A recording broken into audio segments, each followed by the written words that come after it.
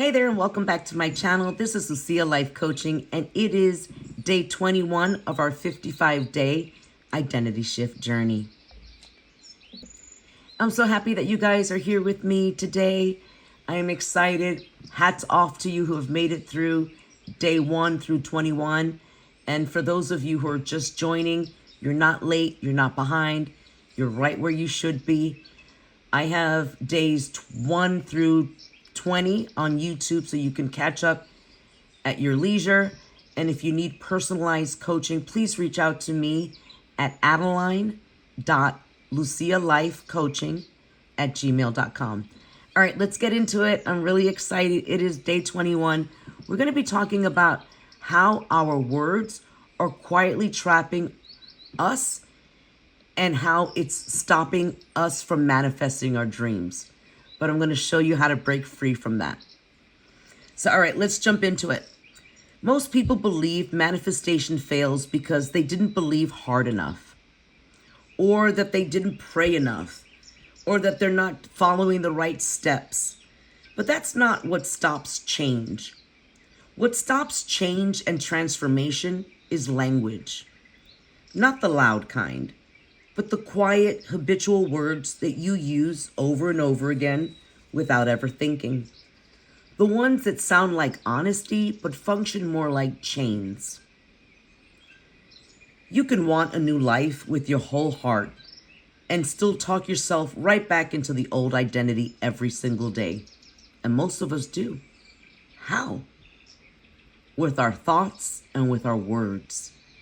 When we get up in the morning, and even before we say thanks and be grateful for the day, we start complaining about the weather. We start complaining about aches and pains and what have you. We recall something that someone said the day before and get upset all over again. We curse at the dog who crossed in front of us, right? Not realizing that these very words are quietly trapping us. And the reason is because words are not descriptions. They are instructions. You see, we've been taught that words simply describe reality. But your nervous system doesn't hear words as commentary. It hears them as commands. So when you say things like, I'm never good at this, or nothing ever really works out for me, or this is just how I am, your brain doesn't hear context. It hears that it should maintain the consistency, that it should maintain the status quo. The interesting thing about the human nervous system is that it values what's familiar over happiness. So if you're depressed, it will continue giving you situations and reasons to be depressed rather than looking for opportunities to make you happy. Because being depressed is what it knows. That's your familiar state, right? That's the old identity. And the nervous system doesn't like change. So when you speak in past tense identity, you're not just being truthful, you're reinforcing safety. And safety is the enemy of transformation. Safety is the enemy of manifestation. Safety is the enemy of change. So why do you feel stuck even though you're doing the right things? This is where many people get confused. They think, well, maybe I'll meditate more, I'll journal, I'll visualize, I'll pray harder, instead of really embodying that new identity, instead of watching what they say. You say, I'm healing, but you keep narrating the wound. Your subconscious doesn't respond to hope. It responds to repetition. So whatever you repeat becomes the expectation.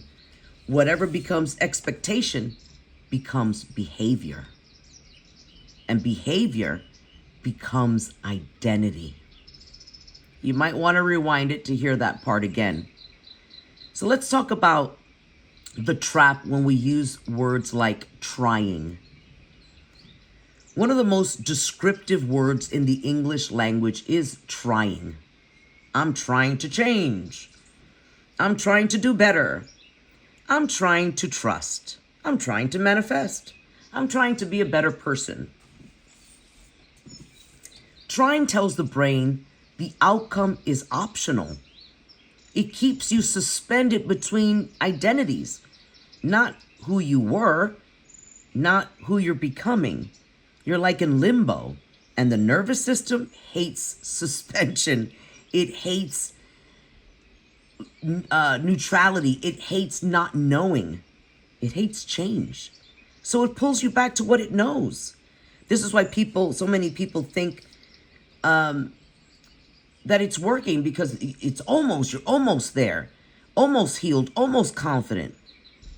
But you can't live in your new identity from a state of almost, right? You can't live in two states at the same time. So you really have to die to your old identity and step into a new identity, watching what you say and think, not just to yourself, but to others. Almost is not neutral. Almost is a decision to stay with what's familiar. So let's talk about self-deprecation and how it is not humility, right? Let's talk about the jokes that we make about ourselves, trying to be funny and relative, right? Some of us say, oh my gosh, I'm so fat. Look at me. My butt's too big, or my ankles are too fat, whatever. Or I'm just bad with money. I'm always late. I'll never lose weight. I'm a mess. I love gossip. When we say these things, we're not just being relatable. Your nervous system takes that like it's writing a contract. The subconscious doesn't understand sarcasm. It doesn't understand a joke. It only understands repetition. So every single time that you mock yourself or mock someone else, you rehearse smallness. And you can't rehearse smallness and expect expansion. Right? It's the same way that you can't be happy and depressed at the same time. You can't be in a high and a low vibrational state at the same time. So when we look at affirmations, when we look at words and things that potentially can help us, why do they fail? This is where people get frustrated. They say affirmations don't work. They say manifestation is fake. But affirmations fail when they conflict with identity language. I'll give you an example. When you say, I am abundant, but then you say, when you look at the price tag and go, I can't afford that, or this probably won't work out, or that's not realistic for me, your brain always believes the quieter voice, the one that sounds like history, what sounds familiar. So it's not that affirmations don't work, it's that they're being overruled. And here's another area that we have to stop. And I'm guilty as shit on this one. We all do it, right? We'll gossip, or we'll vent, or we like to retell the story and how we had to wait in line for 3 hours or whatever, right? We love to complain. And some of us are really great at complaining. But complaining it could feel like a release, right? You vent, you get it off your chest. So it feels good to a certain point. You can have a couple of drinks and you can have a whole venting session. But neurologically, it's rehearsal.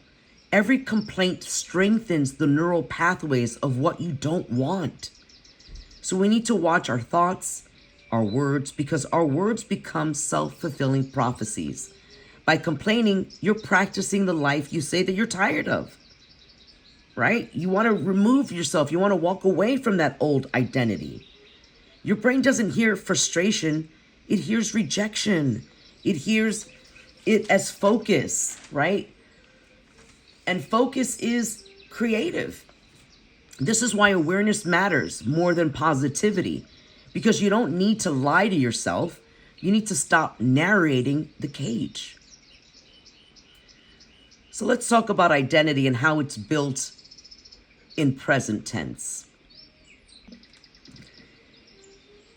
When we look at identity and how it's built in present tense, the shift that actually works It's not about leaping into a new identity. It is introducing the new identity gently into your nervous system. So instead of you saying, I am broken, say instead, I am learning. Right? You want to be able to have these changes gradual, because your nervous system knows when you're bullshitting and when you're trying to just fake it till you make it.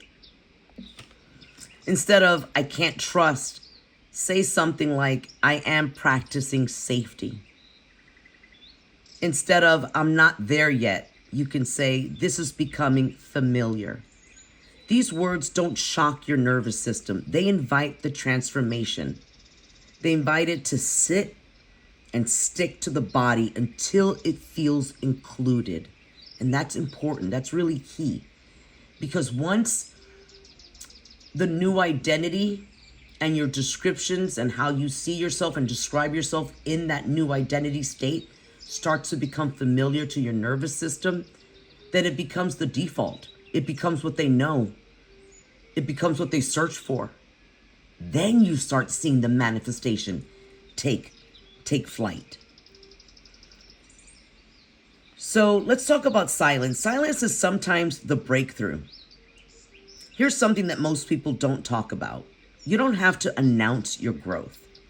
Over-explaining keeps you tethered to where you were. Silence allows your nervous system to catch up without interference. Some identities need to be lived before they're named, right? Let your actions speak before your language does. So you don't have to tell your best friend, hey, I'm stepping into my new identity today, and I'm going to be very careful with my words. You don't have to announce it.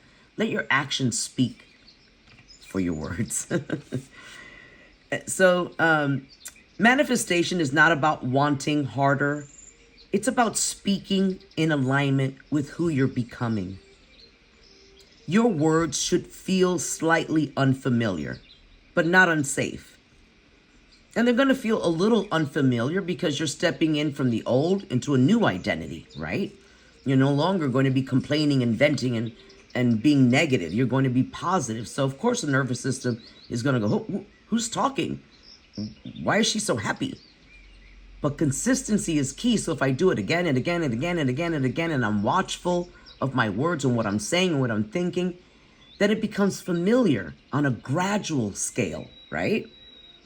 So manifestation is not about wanting harder. It's about speaking in alignment with who you're becoming, because your words should feel slightly unfamiliar. That's why consistency matters. You want your words to start feeling safe, right? But it's going to take some time.